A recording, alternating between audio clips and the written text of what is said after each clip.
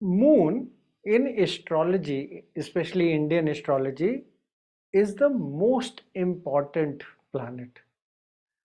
We recognize the Rashi or the Nakshatra or even the start of Mahadasha from the moon only. So, all the calculations, even the transits, even the Sade Sati, everything depends upon moon. And moon is our emotions. Very important element because majority of our body is also water.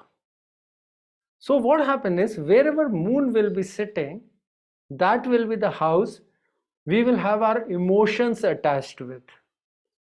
For an example, if it's in the fourth house, our emotions will be in property, our own house, mother.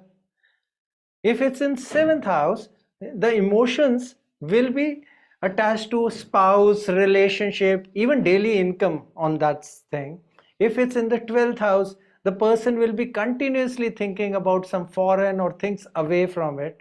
And these are the houses where moon are, that we see the most changes happening in our emotions, our thoughts, and our circumstances.